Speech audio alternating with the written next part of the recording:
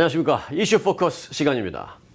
6.25 한국 전쟁이 발발하기 직전 중국, 당시에는 중공이라고 불렀죠.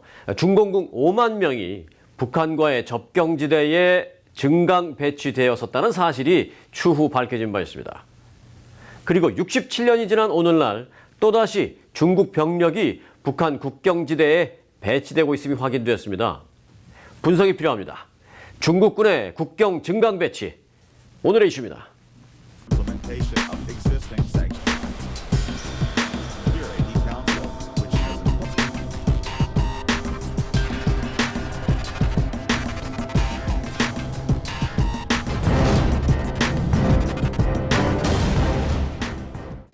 네, 주영석 기자 함께했습니다. 안녕하십니까? 안녕하십니까? 제가 앞서 얘기했어요. 네. 북한과의 국경지대에 중국군이 지금 증강 배치되면서 움직임이 좀 심상치 않다면서요. 맞습니다. 이 월스트리트저널이 최근 보도 내용인데요.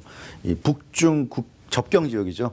1,400여 킬로미터 정도에 달하는 그 북한과 중국의 국경이 접해 있는 그 지역에 중국군의 전력이 아주 최근 들어서 많이 강화되고 있다는 그런 소식입니다.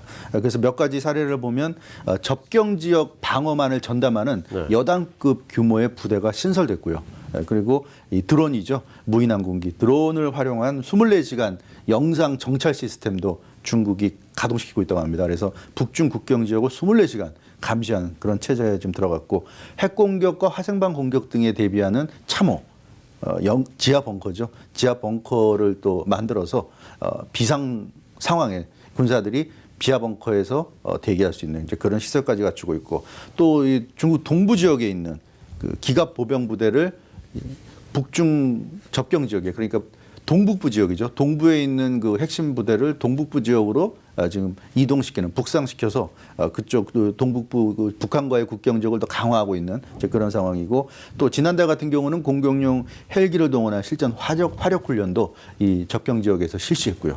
그리고 이제 특수부대, 공수부대 이제 이런 그 가장 핵심적인 그 부대들이 참여하는 군사훈련의 빈도도 잦아지고 있기 때문에 이런 일련의 흐름들이 이 중국이 최근 그 북한 상황을 좀 심상치 않게 바라본다.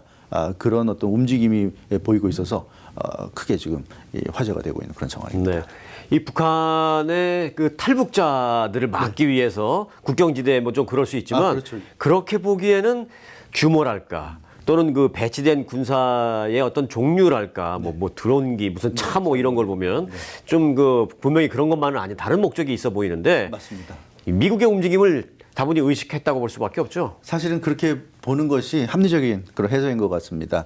물론 이제 중국 같은 경우는 이런 상황에 대해서 의례적인 것이다. 어차피 중국 입장에서는 국경 지역은 굉장히 중요한 것이고, 북중 접경 지역도 중국이 신경 써야 하는 국경 지역 중에 하나이기 때문에 당연한 것이다 이렇게 얘기하고 있지만, 여기에 대해서 이번에 그 보도를 한 월스트리트저널은 군사 전문가들의 말을 인용해서 그렇게 보기에는 좀 어렵다. 중국이 말은 그렇게 하고 있지만 그 말을 액면 그대로 받아들이기는 좀 어렵다는 그런 입장입니다.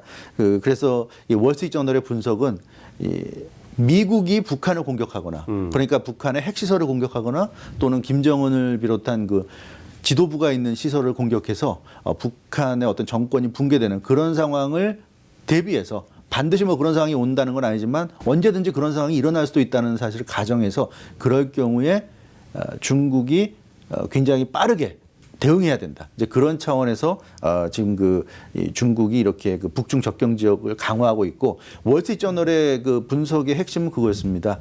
북한의 어떤 병고가 일어날 경우, 병고라는 것은 이제 미국의 북한에 대한 공격인데, 그럴 경우에는 중국이 재빨리 북한에 들어가서 북한의 주요 시설들을 접수한다. 특히 그 주요 시설 중에 핵심은 역시 핵시설이죠. 네. 핵시설을 중국이 점령하기 위한 그런 지금 이 사전 정지 작업을 하고 있는 것이 아니냐, 이렇게 지금 월스트리트저널이 분석하고 있기 때문에 이것이 상당한 파장을 일으키고 있습니다. 네. 뭐 북한의 어떤 변고를 얘기할 때 이제 뭐 미국의 타격 같은 거 언급을 해주셨습니다만은 뭐 그 외에도 사실은 뭐 북한 내부의 어떤 뭐 가능성은 높아 보이지 않습니다만은 뭐 쿠데타 이런 것도 한번 생각해 볼 수 있는데, 그 모든 상황을 대비했다고 볼 수 있는데. 네, 그래서 이 중국의 그 군사 전문가들이 사실 그 미국의 움직임에 대해서 상당히 좀 우려를 하고 있습니다.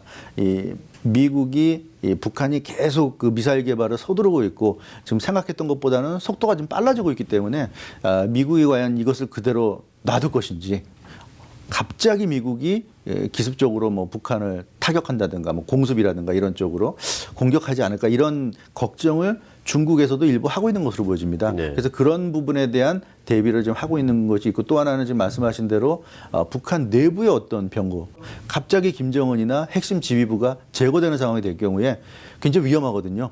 북한이란 나라가 지금 핵을 보유하고 있기 때문에 핵이 없다면 또 별 문제겠지만 핵을 보유하고 있는 상황에서 확실한 지도부가 사라진다면 그 혼란스러운 상황에서 누가 핵무기를 어떻게 할지 모르는 상황, 이거 굉장히 위험한 상황이기 때문에 중국이 그런 그 문제에 대해서 좀 대비하려고 하고 있다. 이제 이렇게 보여지고 있고 또 한 가지는 이제 중국이 보는 관점에서는 미국이 김정은을 제거하고 그렇다면은 뭐 한국과 더불어서 38선 이북으로 올라오는 것 아니냐 이제 이런 생각들도 하고 있는 것 같습니다. 네, 그래서 네. 중국이 어떤 그런 돌발적인 상황이 발생했을 때 기민하게 대응하지 못하면 미국과 한국이 먼저 38선 이북으로 올라오게 돼버리면 그 다음에 중국이 개입하기엔 늦어버리는 거죠. 그래서 타이밍의 싸움이다.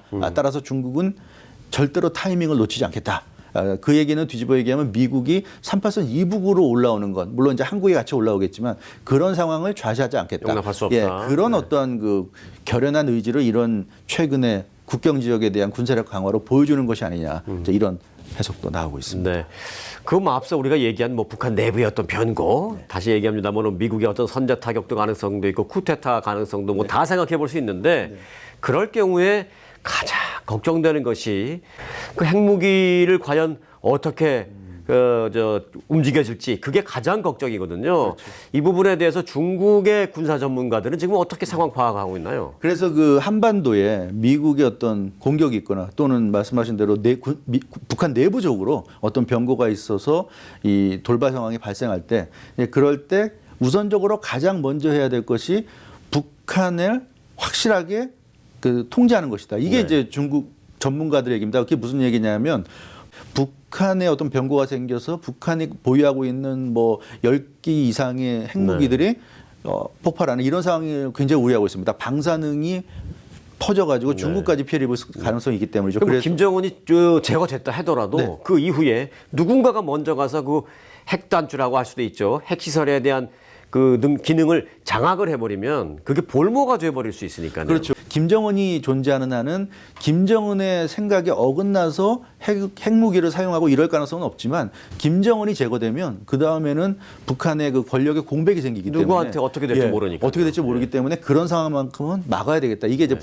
중국의 확고한 이제 생각입니다. 그렇기 때문에 북한을 점령해야 된다. 그러니까 두 가지인데 하나는 미국보다 먼저 북한에 들어가서 북한에 대한 영향력을 행사하는 게 중요하고 그런 이면에는 이 북한에서 핵무기가 터질 경우 폭발할 경우에 중국의 미치 악영향까지 고려한 이제 그런 상황이라고 보여지는데 이제 이런 중국의 조치가 미국과 혹시 충돌로 갈 수 있지는 않을까. 이제 이것은 북한 핵무기 이상의 우리에게는 특히 이제 한국 입장에서는 좀 공포스러운 시나리오인데 단순히 북한의 핵무기가 지금 그 문제라고 한다면 미국과 중국이 북한을 두고 충돌하는 이런 상황이 벌어진다면 또 한반도 사태가 또 더 엄청난 상황으로 에스컬레이트 될 수 있기 때문에 그런 차원에서 지금 중국의 움직임이 결코 예사롭진 않아 보입니다. 네.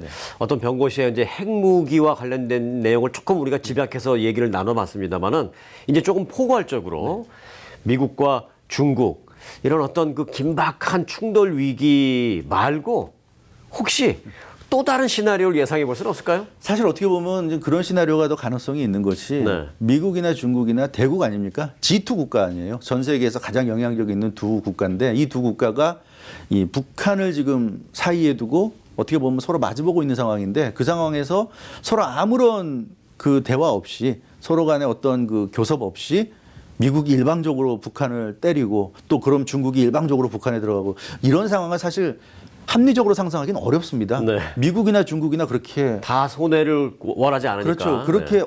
그렇게 말도 안 되는 작전을 할 나라들도 아니고 미략까지 얘기 나올 수 있나요? 그렇죠. 그러면? 미략까지 나올 수도 있죠. 네. 그래서 왜 미략 얘기가 나오냐면 네. 중국군이 이렇게 최근에 북한 국경 지역에 북중 접경 지역에 이렇게 많이 증강된다는 것은 이 미국과의 어떤 교감이 있는 것이 아니냐. 그래서 미국이 북한을 공격할 때는 중국이 즉각 들어가겠다. 미국이 하늘에서 또는 바다에서 북한을 공격할 수는 있지만 지상군이 그 북한으로 들어가기는 어렵죠. 물론 주한미군이 있긴 하지만 그렇게 들어가기는 어렵고요. 그러나 지리적으로 중국은 북중 접경 지역에서 쉽게 들어갈 수 있기 때문에 그렇다면 공격은 미국이 하고 그 상황에서 중국이 재빠르게 북한에 들어가서 일단 일거에 그 김정은이 비롯한 지도부를 제거하고 그 후에 혼란스럽게 되기 전에 중국이 북한을 장악한다. 이것이 양측의 그 미략이라면 사실 굉장히 훌륭한 시나리오가 될 수가 있거든요. 네. 만약에 근데 그 미락설이 사실이라면 일단 한반도에서 전쟁 가능성은 희박하다. 왜냐하면 미국의 강력한 군사력으로 김정은을 초기에 제압하고 그 사이에 중국이 또 북한 전체를 제압하는. 컨트롤하고. 예, 컨트롤. 내부적으로. 그러면 일단 한반도가 전쟁 없이 안정화될 수 있는데 사실 한국 입장에서 볼 때 이 시나리오의 가장 큰 문제점은 불안한 게 하나 있고 이 작전대로 제대로 될지가 일단 가장 큰 문제고 또 하나는 그렇다면 이 시나리오가 맞다면 남북한의 어떤 통일 그 요원한 얘기가 영원하게 되는 거죠. 네. 통일 한국. 그래서 그 뭐 누가 그랬죠. 뭐 한국은 지금 당장 통일을 원하는 게 아니니까 괜찮아 이거 이런 얘기도 했다면서요. 그래서 이렇게 보면 이번 달 초에 7월 초에 그 독일에서 열렸던 G20회에서 문재인 대통령이 그런 얘기했습니다. 베를린 그 구상을 발표하면서 한반도 평화를 원한다. 그렇죠. 우리는 통일을 원하지 않는다. 이런 얘기를 했는데 뭐 통일을 영원히 원하지 영원히 않는다가 아니라 일단 지금 당장 필요한 건 네. 통일보단 평화다라는 평화다 뜻이요. 얘기했는데 그 당시에는 왜 저런 얘기를 했을까 싶었는데 지금 이 돌아가는 상황을 보면 네. 문재인 대통령 또 문재인 정부도 어느 정도 미국과 중국의 그런 돌아가는 상황을 좀 어느 정도는 알고 있는 것이 아닌가. 네. 그래서 지금 상황에서는 한국이 취할 수 있는 최선의 방법도 뭐 섣부른 북한과 손을 잡고 민족 간의 뭐 통일 이런 것이 아니라 한반도 평화라는 거. 그래야 미국과 중국을 둘 다 동시에 그 공감을 시키고 둘 모두에게 신호를 보낼 수 있는 거죠. 한국도 그 뜻에 공감한다. 네. 네, 그래서 그런 차원에서 이번에 월스트리트저널의 보도가 상당히 우리의 지금 눈과 귀를 사로잡고 있는 것은 사실인 것 같습니다. 네. 김정은이 축출되면 북한 핵시설은 누가 차지할까요? 미국이 북한을 붕괴시킨다면 그 공백을 누가 차지할까요? 아마도 가장 군침을 흘리는 건 중국일 겁니다. 지금 국경에 배치된 중국군이 혹시나 군침을 흘리며 기다리고 있는 것은 아닐까요? 하는 생각을 해봅니다. 그런 일은 없겠죠. 아니, 없어야 되겠죠. 그러기 위해서는 상대를 잘 알아야 합니다. 지피지기, 힘겨운 이 싸움에서 우리가 지지 않기 위해서는 상대가 노리는 걸 놓치지 않고 알아야겠습니다. 오늘 순서 마칩니다. 주영석 기자 수고 많았습니다. 여러분 고맙습니다.